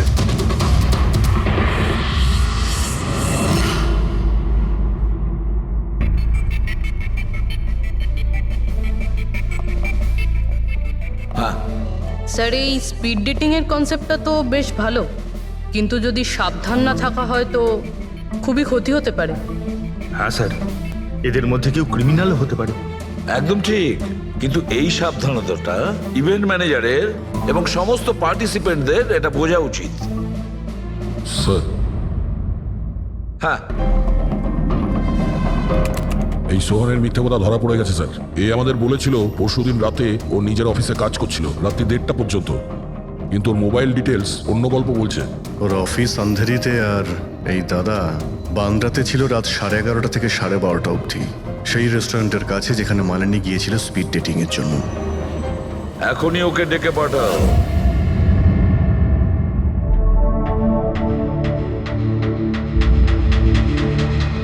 স্যার আপনাদের মনে হয় কোথাও ভুল হচ্ছে। আর আমি আমার স্ত্রীকে কেন খুন করতে যাব? মাননী যখন মিথ্যে কথা কেন বললে? রাত 1:30টার সময় অফিসে ছিলে কি? স্যার আমি তো সত্যি এটাই যে তুমি মালিনীকে ওই রেস্টুরেন্টে দেখেছিলে ওই ছেলেদের সঙ্গে কথা বলতে। তুমি রাগে উন্মাদ হয়ে যাও আর সেই জন্য তুমি ওকে খুন করো। না না স্যার, আপনি যাই বলছেন তার মধ্যে অর্ধেক সত্যি অর্ধেক মিথ্যে। হ্যাঁ, আমি সেদিন রেস্টুরেন্টে গিয়েছিলাম, আমি ওখানে মালিনীকে দেখেছিও, কিন্তু কিন্তু আমি ওকে মারিনি স্যার। আর আর আপনাদেরকে আমি মিথ্যে কথা বলেছিলাম কারণ আপনারা যেন আমাকে না সন্দেহ করেন। তুমি মালিনীকে মারোনি, তাই তো? ঠিক আছে। আচ্ছা, 1 মিনিটের জন্য ভেবে নিলাম যে তুমি সত্যি কথা বলছো, যে তুমি মালিনীকে খুন করনি, কিন্তু সেই কথাটা বোঝাও আমাকে। এটা বলো, তুমি আগে থেকেই কি করে জানতে যে মালিনী ওই রাতে ব্যান্ড্রার ওই রেস্টুরেন্টে স্পিড ডেটিং ইভেন্টে পার্টিসিপেট করতে যাচ্ছে? স্যার মালিনী কয়েকদিন ধরে কেমন ধরনের ব্যবহার করছিল জানো? না রাত না দিন, যখনই মন চাইতো বাড়ি থেকে বাইরে বেরিয়ে যেত। যখনই আমি এই ব্যাপারে ওর সাথে কথা বলতে যেতাম তো তো তো অজুহাত দেওয়া শুরু করতো। তারপরে সেদিন রাতে আমার বন্ধুর মারফত আমি জানতে পারি যে ও ব্যান্ড্রার একটা রেস্টুরেন্টে বসে আছে।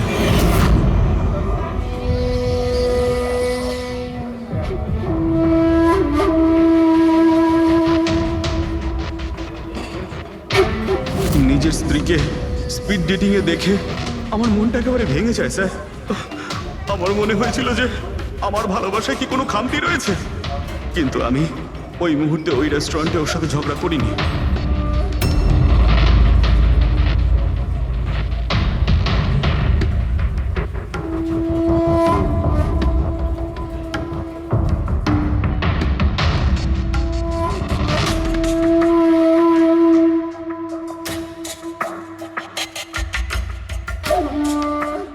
আর যখনই ও বাইরে চলে এসেছিল আমি কিছু বলার আগেই ও অটো অটো ধরে তাড়াতাড়ি চলে যায়।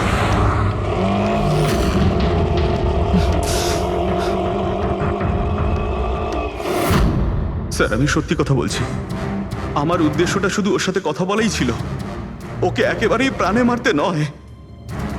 আফসোস যে মালিনীর সাথে আমি শেষ কথা বলতে পারলাম না। এখন এই রহস্য সারা জীবন রহস্য হয়েই থেকে যাবে যে ও আমার সাথে প্রতারণা করলো কেন। ও তোমার সঙ্গে প্রতারণা কেন করলো? ঠিক আছে, এবার আমি তোমাকে যেতে দিচ্ছি, কিন্তু এটা ভেবো না তুমি যে আমরা তোমাকে সন্দেহ করছি না। সেটা তো ততক্ষণই থাকবে যতক্ষণ না তুমি নির্দোষ প্রমাণিত হচ্ছ। বুঝেছো তুমি?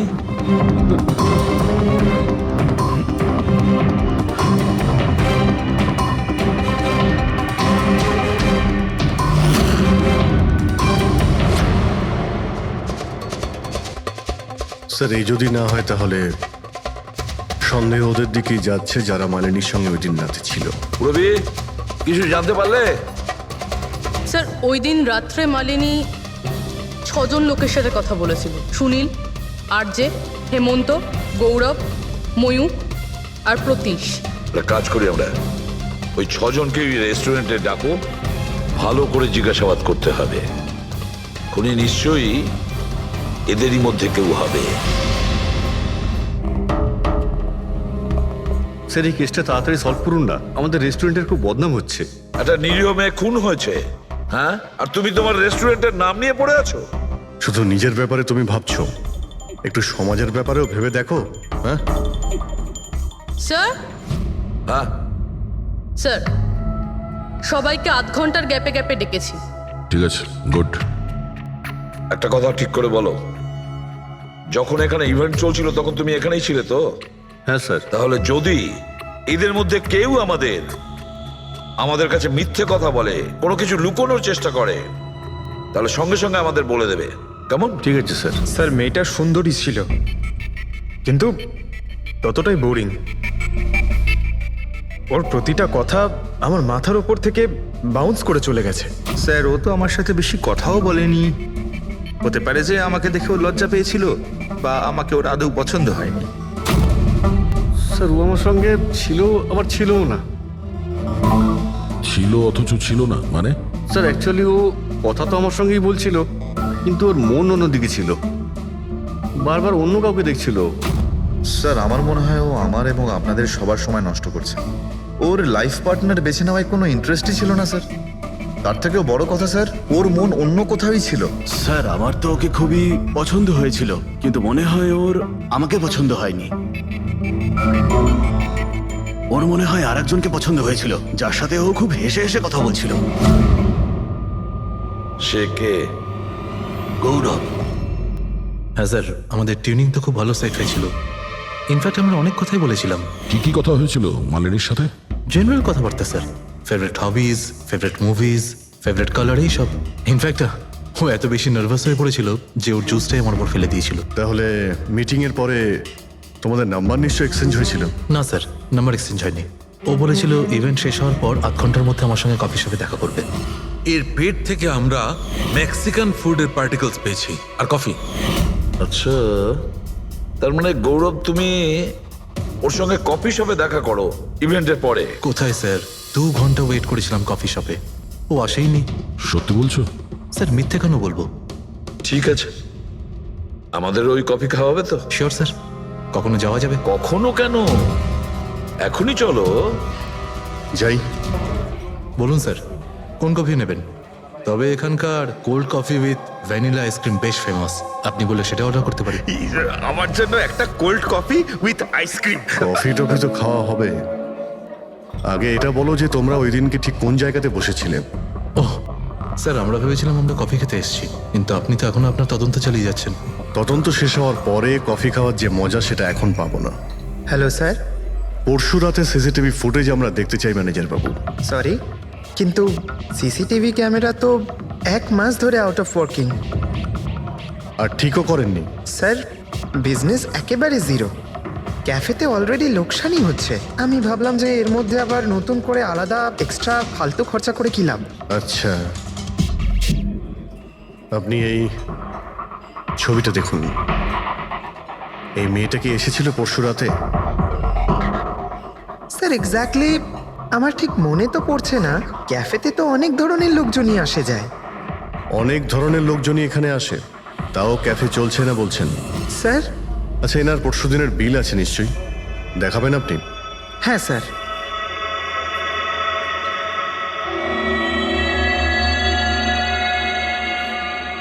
স্যার এই যে বিল, 27 তারিখ রাতের 11টা বেজে 4 মিনিটের বিল এটা। 1 মোকা কফি আর একটা ক্যাফেচিনো কফি। তুমি তো বললে তুমি একা ছিলে, তাহলে এই দুটো কফি কিসের জন্য? স্যার আমি তো ওর জন্য কফি অর্ডার দিয়েছিলাম, ও না আসলে আমি কি করব? আমি অনেকক্ষণ ওর জন্য অপেক্ষা করেছিলাম।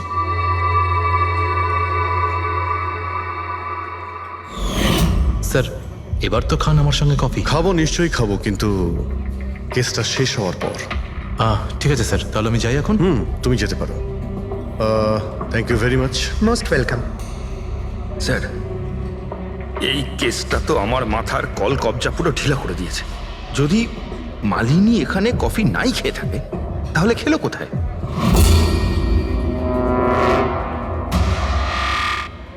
ওই গৌরবী আবার মালিনীকে মেরে ফেলেনি তো? ও মালিনীকে এই কফি শপে ডেকেছিল কফি খেতে, সে যখন আসে না ও ভেঙে পড়ে, খুন করে দেয়। যে কোনো কিছু হতে পারে এই কেসে ফ্রেডি, যে কোনো কিছু হতে পারে। স্বামীও মারতে পারে, ওই ছেলেদের মধ্যে কেউ হতে পারে, বা কোনো তৃতীয় পার্টি। মনে আছে তোর ক্যামেরাটা উধাও? এমন কেউ যার ওই ক্যামেরাতে কোনো ছবি নিয়ে প্রবলেম আছে।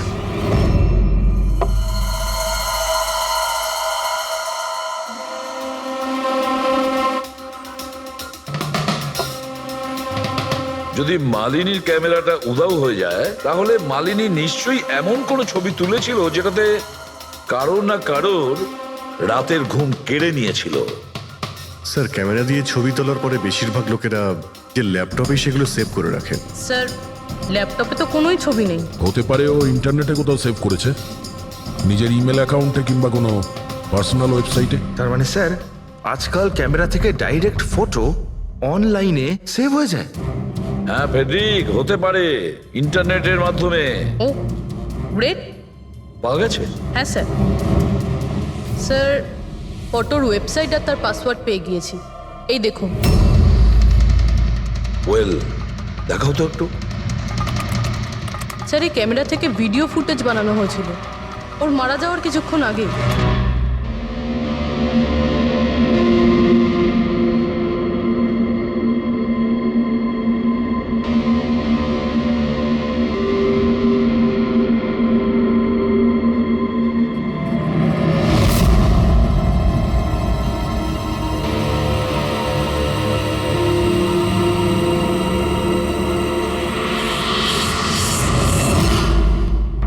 এই ফুটেজের জন্যই মালিনীর খুন হয়নি তো?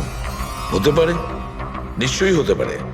মনে হচ্ছে এই মালিনী কারোর হয়ে স্পাইগিরি করছিল, কারোর মুখোশ খুলে দিতে চেয়েছিল, আর এই জন্যই ও খুন হয়ে যায়। এই মালিনীর সম্পর্কে আমরা এখনো ঠিক জায়গায় পৌঁছতে পারিনি স্যার।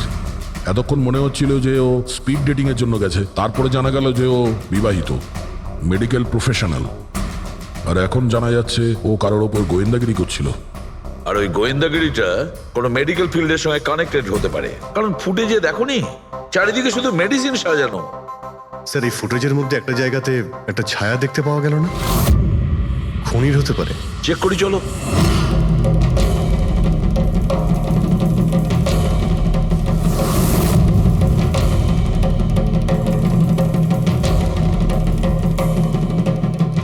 এর মধ্যে যে ডেটগুলো দেখতে পাচ্ছি এ তো এক্সপায়ার হয়ে গেছে। ওষুধগুলোর সঙ্গে অ্যাসিটনও রেখেছে। অ্যাসিটোন? স্যার এই কেমিক্যাল দিয়ে তো ওরা ওষুধের ওপর পুরনো এক্সপায়ারি ডেট উঠিয়ে দিয়ে নতুন ডেট দিতে পারে, আর সেটা ওরা বাজারে ছাড়তে পারে বিক্রির জন্য। কয়েকটা টাকার জন্য মানুষের জীবন নিয়ে এত বড় খেলা খেলছে। এটার খোঁজ নিতেই মালিনী ওখানে গিয়েছিল। হ্যাঁ স্যার, ওই খুনি মালিনীর ক্যামেরাটা তো চুরি করে নিয়েছিল, কিন্তু এটা জানতো না যে মালিনী মরার আগে পুরো ফুটেজটা ওয়েবসাইটে দিয়ে দিয়েছিল।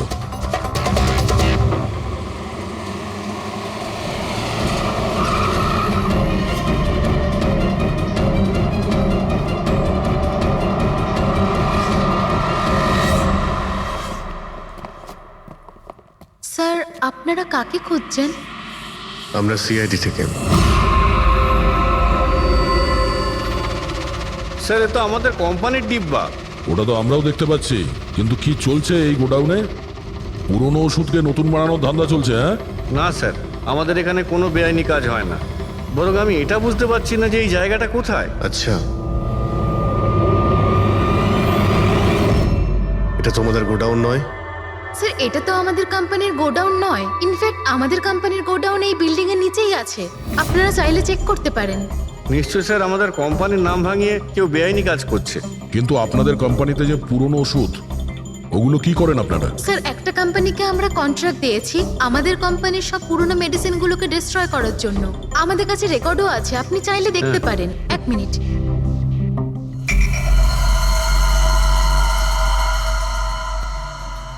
স্যার, এই দেখুন, এখানে কোম্পানির সমস্ত রেকর্ড মেনশন করা আছে। তো এদের কাছে তোমাদের কোম্পানির নতুন বক্সগুলো এলো কি করে? তার মানে পুরো ধান্দাটাই পুরনো ওষুধ নষ্ট করার কোম্পানিতে চলছে। কোম্পানির নাম হলো BTI medical waste management company.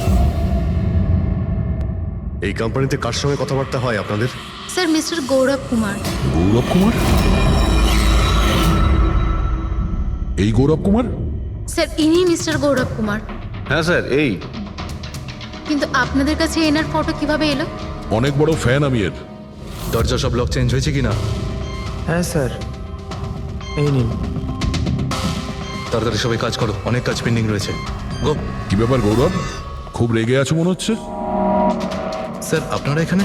আমাকে ডাকতে পারতেন। ভাবলাম বারবার তোমায় কেন কষ্ট দেব, আমরাই চলে আসি। স্যার এবারে আপনাদের কফি না খাইয়ে ছাড়ছি না। আচ্ছা, কখনো জেলের কফি খেয়েছো? জেলের কফি? হ্যাঁ, অভ্যেস করে নাও, কারণ বাকি জীবনটা তোমার ওখানেই কাটতে চলেছে। স্যার আপনারা এখনো আমাকে সন্দেহ করেন? সন্দেহ করবো না তো কি করব, হ্যাঁ? ফিগল্যাক্সি কোম্পানির পুরনো ওষুধগুলোকে নতুন করার ব্যবসা করছো তুমি। আপনি কি বলছেন স্যার? তোমার কোম্পানির গোডাউন দেখতে হবে আমাকে, চলো দেখাও। স্যার আমার কোম্পানির গোডাউনের চাবি হারিয়ে গেছিল, এই দেখুন এই মাত্র ডুপ্লিকেট বানিয়ে আনলাম। আপনারা চাইলে আমার স্টাফেদের জিজ্ঞেস করুন। চাবি হারিয়ে গেছে? হ্যাঁ স্যার। এইভাবে কি করে হারিয়ে যেতে পারে? হ্যাঁ জানি না স্যার, অ্যাকচুয়ালি ওই দিন যখন আমি স্পিড ডেটিংয়ে গেছিলাম তখন আমার কাছে চাবিটা ছিল। তারপর হারিয়ে গেল। যখন তুমি স্পিড ডেটিং এর জন্য গিয়েছিলে তখন চাবিটা নিজের সঙ্গে নিয়ে গিয়েছিলে? অ্যাকচুয়ালি স্যার এই চাবিটা সবসময় আমি সঙ্গে রাখি। ফার্স্ট টাইম হলো এটা যে চাবি হারিয়ে গেল। এই মালিনী কি তাহলে চাবি চুরি করেছিল, তারপর ওখান থেকে সোজা বেরিয়ে এই গোডাউনে আসে ভিডিও করার জন্য? গৌরব তুমি বলছিলে কি মালিনী তোমার উপরে জুস ফেলে দিয়েছিল, কি এক্স্যাক্টলি কি হয়েছিল? স্যার অ্যাকচুয়ালি সেই রাতে হেই হাই। হাই, এর আগে আপনার কতগুলো গার্লফ্রেন্ড ছিল? গার্লফ্রেন্ড তো ছিল, ওর নাম ছিল খুশি। আচ্ছা, ব্যাপারটা এগুলো না কেন? অ্যাকচুয়ালি ওকে কেউ সিরিয়াসলি নিতই না। যখনই কাঁদতো সবাই বলতে এ তো খুশিতে কাঁদছে। আরে আপনার সেন্স অফ হিউমার তো, আরে আই এম সরি, আপনার শার্ট। ইটস ওকে, দোষটা আমারই। তারপরে চলে গেল। হয়তো চাবিটা সেই সময়ই হারিয়ে যায়।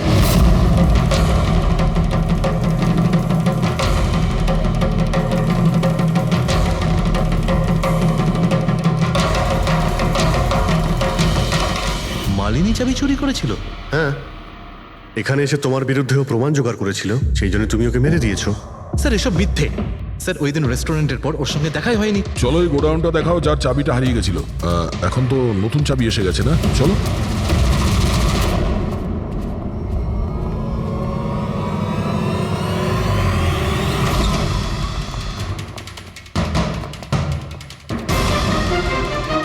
স্যার এটা তো সেই জায়গাটাই। যার ফুটেজ মালিনী শুট করেছিল।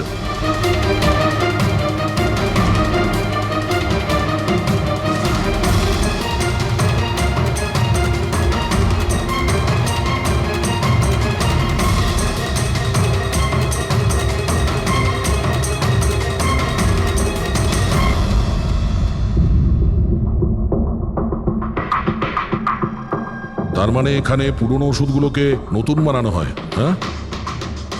বাহ, মিস্টার গৌরব, এইভাবে পুরনো ওষুধগুলোকে নষ্ট করছিলেন আপনি, হ্যাঁ? সবাই তোমাদের উপরে ভরসা করে ওষুধ কেনে, আর তোমরা তাদের বিষ বিক্রি করছো, বিষ। স্যার আমার কথা বিশ্বাস করুন, না আমি এরকম কোনো ওষুধের ব্যবসা করেছি, আর না আমি মালিনীকে খুন করেছি। মিথ্যে কথা বলছো তুমি। ওই রাতে রেস্টুরেন্ট থেকে তোমার কার্ড চুরি করে মালিনী এখানে আসে।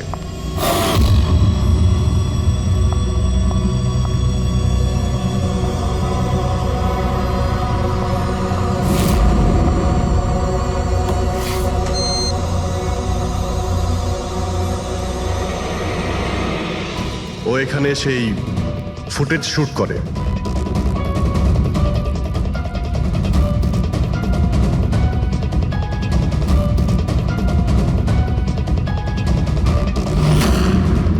তারপরও কোনো কফি শপে যায় ইন্টারনেটের জন্য, যাতে ও ফটো আপলোড করতে পারে। এক্সকিউজ মি, ওয়াইফাই এর পাসওয়ার্ড?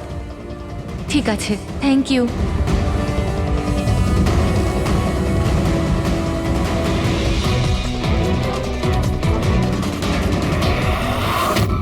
আর যেই ও কফি শপ থেকে বাইরে বেরিয়েছিল তুমি ওকে ফলো করেছো, আর যেই সুযোগ পেয়েছো অমনি ওকে মেরে দিয়েছো, হ্যাঁ? আর ওর লাশটাকে সমুদ্রে ফেলে দিয়েছো। স্যার সেই রাতে আমি গোডাউনে আসিনি, আমার কথায় বিশ্বাস নেই তো? ঠিক আছে, ওয়াচম্যানকে জিজ্ঞেস করুন। ওই ফুটেজে একটা ছায়া দেখতে পেয়েছি, কে ছিল সে? স্যার আমি কি করে জানবো সে কে ছিল? আচ্ছা, এক্ষুনি জেনে যাবো, চলো।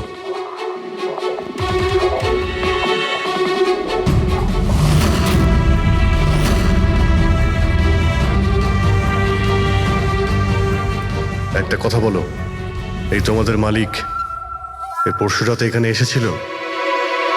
তোমাদের মালিক এর পরশু রাতে এখানে এসেছিল? না স্যার, এই সাহেব তো আসেননি সেদিন রাতে। আচ্ছা, এই মহিলা এ এসেছিল?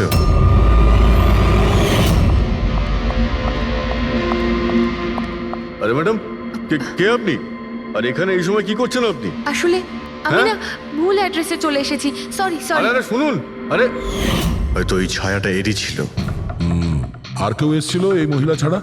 না স্যার, আর কেউ আসেনি সেদিন রাতে। দেখলেন স্যার, আমি বলেছিলাম না আপনাদের আমার কোনো দোষ নেই। আপনারা খামোখা প্রথম দিন থেকে আমার পিছনে হাত ধুয়ে পড়ে আছেন। তোমার পেছনে পড়বো না তো কি করব, হ্যাঁ? এই নকল ওষুধের কালোবাজারি তোমার তদারকিতে হচ্ছে এখানে। স্যার আমি এসব করি না, আমার কাজ হলো ফার্মাসিউটিক্যাল কোম্পানির সঙ্গে কন্ট্যাক্ট করা, যাতে ওরা এসে পুরনো ওষুধ নিয়ে যায়। ইনফ্যাক্ট আমি তো রেগুলার অফিসেও আসি না।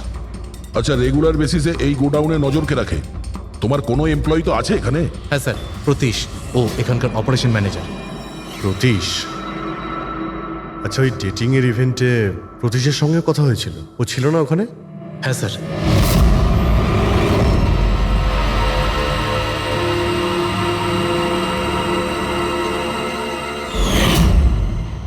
আচ্ছা, এরকম নয় তো যে ওই প্রতীশ মালিনীকে দেখে নিয়েছে চাবি চুরি করতে আর ওকে ফলো করেছে? এই প্রতীশের সঙ্গে একটু দেখা করতে হবে।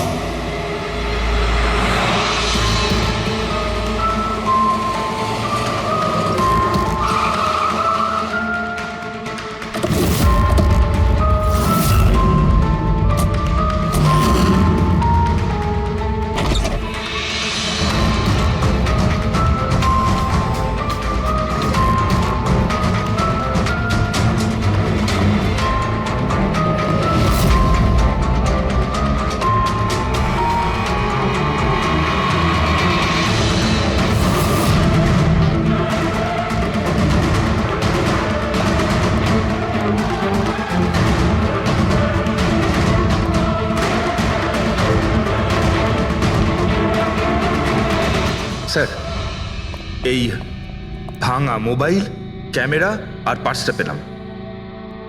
স্যার, স্যার ওখান থেকে পালাচ্ছে।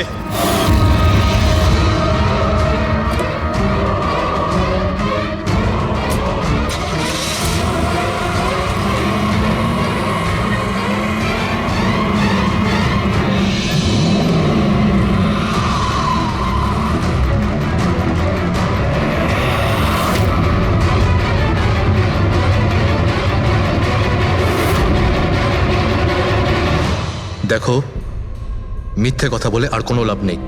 সিআইডি সবকিছু জানতে পেরে গেছে। স্যার ভুল করে ফেলেছি আমি। মালিনী সিবিটি হসপিটালে কাজ করত, ওষুধ রিয়াক্ট করা বন্ধ করে দিয়েছে। তখন দেখি কিছু পেশেন্টস মারাও যায়। তারপর ওর মাথায় জেদ চাপলো যে ও জেনেই ছাড়বে যে ওষুধ কাজ কেন করছে না, এর পেছনে কে আছে। মালিনী সন্দেহ হয়েছিল তোমার ওপরে আর তোমার কোম্পানির ওপরে, সেই কারণে ও গোয়েন্দাগিরি করতে ওখানে চলো স্পিড ডেটিং এ পৌঁছেছিল, যেখানে তুমি আর এই গৌরব যাচ্ছিল। হ্যাঁ স্যার, কিন্তু আমি কি করতাম? আমি বাধ্য ছিলাম স্যার, অসহায় ছিলাম। আমার একটা অন্যায় লুকোনোর জন্য আমি আর একটা অন্যায় করলাম। মেরে ফেলেছি মালিনীকে, আমি মেরে দিয়েছি ওকে আমি।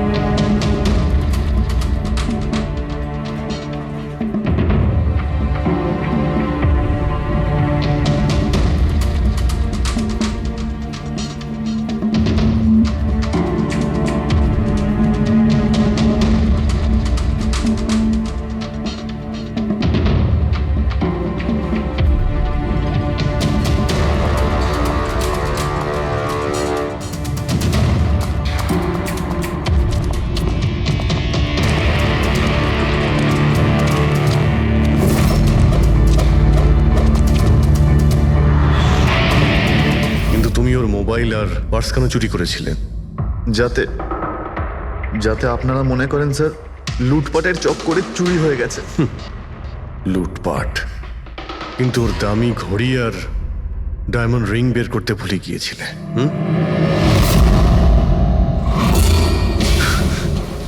তুই আমার স্ত্রীকে খুন করেছিস, আজ তোকেই আমি মেরে ফেলে দেবো। দেখো, ছাড়বই না আমি তোকে কিছুতে। ওকে শাস্তি আইন দেবে, ও অবশ্যই মারা যাবে, কিন্তু তোমার হাতে নয়, ফাঁসির দড়িতে ঝুলে।